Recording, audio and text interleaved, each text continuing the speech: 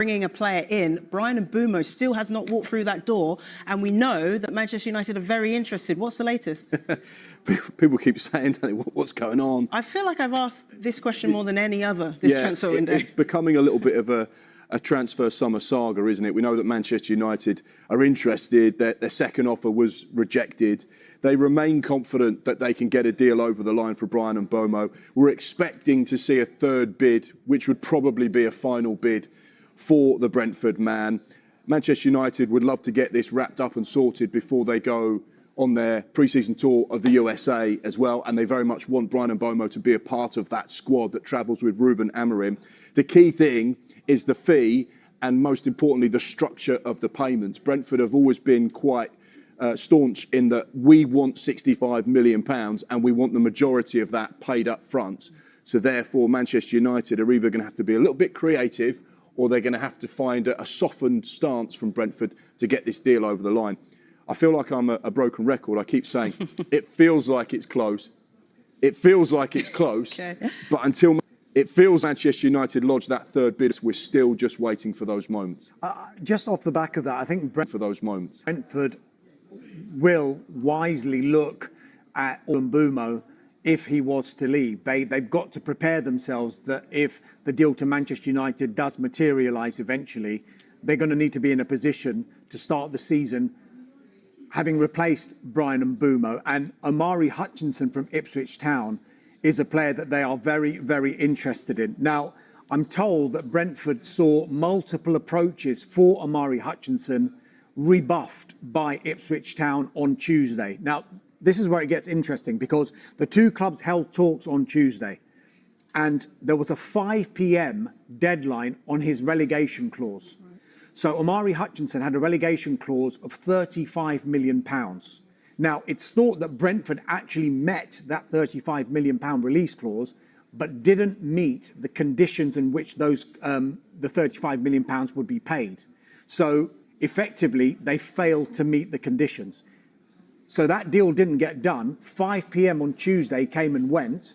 So now that relegation clause is no longer active, is no longer valid. So Ipswich Town effectively are in a bit more control of this situation because they can ask for what they want now for Omari Hutchinson. We expect Brentford to go back in. They do remain interested.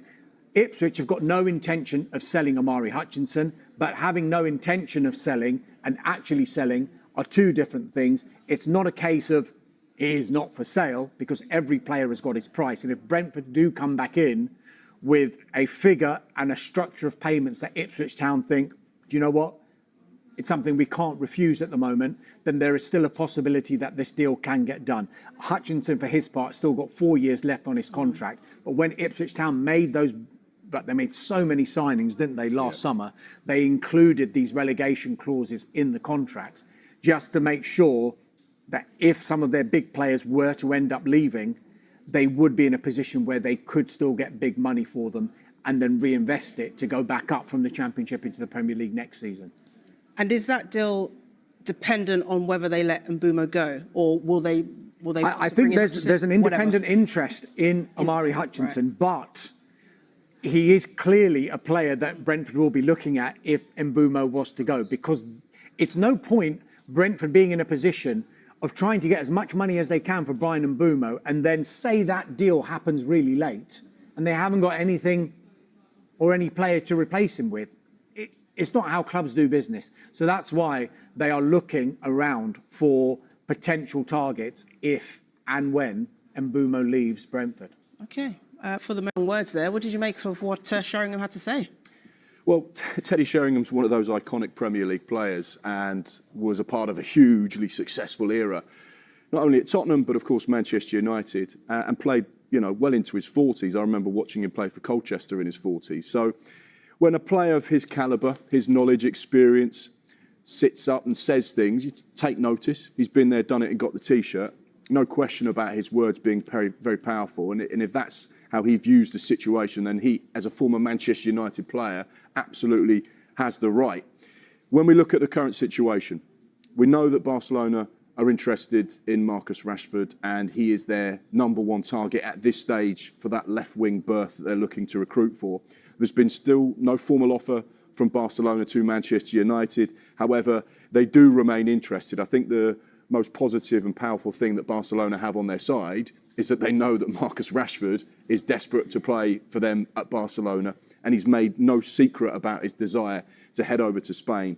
The problem will be finance, and that's where Manchester United... His salary? His salary.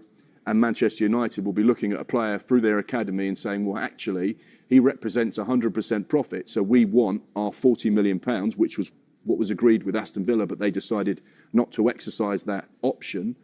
So therefore, we need to get that kind of money because that's what we believe he's worth as a minimum. Just aside of Rashford, there are a few other players trying to get that we do know that Manchester United have said, look, just delay your return to training, sort out your futures. One of those, of course, is Jadon Sancho.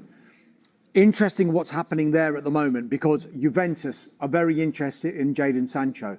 However, they're currently finalising a deal to sign the Porto forward Francisco Conceição, who they had on a straight loan last season. And at the end of that, there was no option, but there was a release clause in his contract. Juventus were trying to negotiate on that release clause. Porto wanted 30 million euros up front.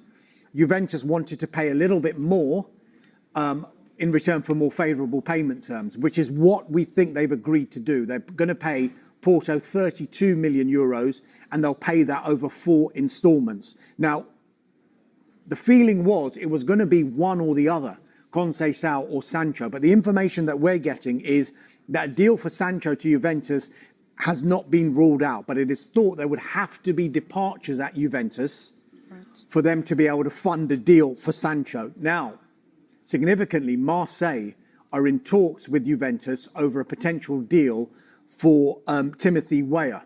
Now, that could help Juventus fund a deal for Jadon Sancho. Talks between United and Juve are open, as are talks between Juve and Sancho's representatives. As yet, there's not been an agreement on either. So there hasn't been an agreement on a transfer fee, and we talked about Rashford's wages. Sancho's on big wages as well.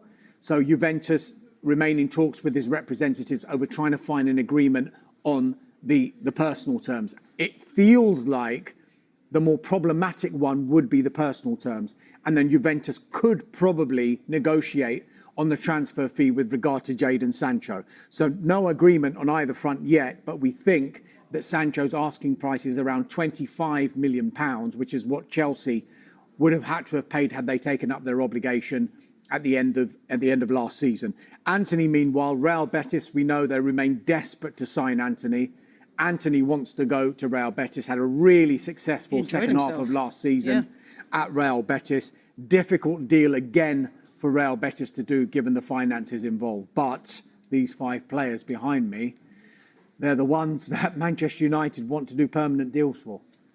Alejandro Garnacho as well. Any updates on him? He carries on.